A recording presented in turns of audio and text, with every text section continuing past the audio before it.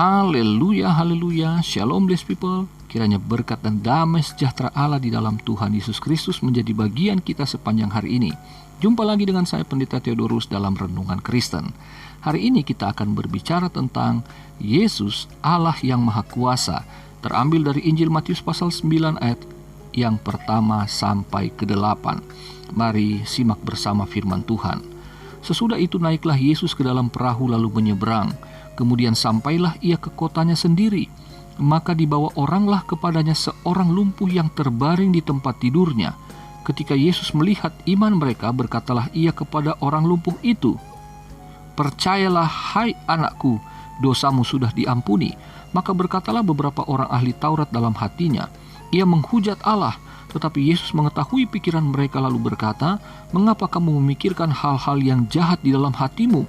Manakah lebih mudah mengatakan, dosamu sudah diampuni, atau mengatakan, bangunlah dan berjalanlah?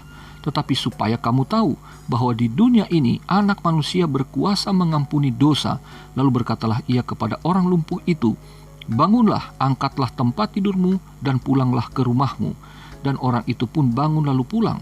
Maka orang banyak yang melihat hal itu takut lalu memuliakan Allah yang telah memberikan kuasa sedemikian itu kepada manusia. Haleluya. Blessed people, Yesus mengatakan dua hal kepada orang lumpuh yang dibawa oleh teman-temannya. Yang pertama, "Percayalah, hai anakku, dosamu sudah diampuni." Ayat yang kedua. Poin yang kedua, "Bangunlah, angkatlah tempat tidurmu dan pulanglah ke rumahmu." Ayat yang ke-6.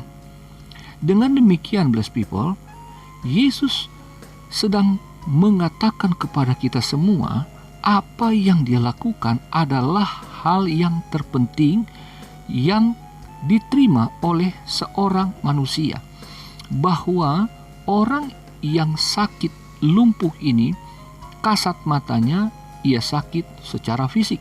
Tetapi Yesus dalam kasih-Nya yang luar biasa ketika melihat orang-orang yang datang seperti ini, ia melihat yang paling esensial yang harus diselesaikan adalah dosa manusia harus diampuni terlebih dahulu. Jadi Yesus menyelesaikan masalah utamanya, barulah kemudian orang itu disembuhkan dari sakitnya. Bukan berarti Yesus tidak peduli apa yang dialami secara fisik. Tetapi perhatikan, blessed people, bahwa Yesus selalu memperhatikan yang terutama. Bukan berarti kesembuhan tubuh tidak penting. Roh dan jiwa orang itulah yang menjadi keutamaan daripada pelayanan Yesus untuk diselamatkan. Kemudian tubuhnya ikut disembuhkan. Tubuh fisiknya juga diperhatikan oleh Yesus. Haleluya. Nah, blessed people, bahwa kita kebanyakan ketika sakit, kita lebih dahulu memohonkan kesembuhan fisik. Tetapi sesungguhnya adalah bagaimana kita harus ingat bahwa roh dan jiwa inilah yang dapat mengenali Allah dan kebenarannya. Sehingga ketika kita datang kepada Tuhan adalah yang terpenting sebagai manusia, kita harus mengakui dosa terlebih dahulu sehingga Allah mengampuninya. Apa yang kita perbuat sengaja tidak sengaja, kita kan tidak tahu apakah hari ini atau kemarin saya telah berdosa kepada Tuhan. Sehingga kita perlu terlebih dahulu mengingat Tuhan. Jadi dengan memohon pengampunan berarti kita mengingat kepentingan yang utama adalah hubungan kita dengan Tuhan terlebih dahulu secara rohani. Lalu kemudian kita percaya bahwa Tuhan pun peduli dengan kesembuhan tubuh fisik kita. Dan itulah yang terjadi kepada orang lumpuh itu, karena dikatakan ia pun menjadi sembuh. Haleluya. Nah, blessed people, bukti bahwa Yesus adalah Allah yang Maha Kuasa. Yang pertama, Yesus melihat iman dari si lumpuh dan teman-temannya. Jadi si penderita lumpuh ini punya iman, dan teman-teman yang mengantarnya juga punya iman yang sama. Jadi mereka rupanya telah mendengar perbuatan-perbuatan Yesus sebelumnya. Saya sudah membahas ini dalam serial di Matius pasal 8. Nah, jadi ketika mereka datang kepada Yesus, mereka adalah orang-orang yang bersepakat mempercayai Yesus. Ingat bahwa di mana ada 2-3 orang yang bersepakat, maka mintalah apa saja.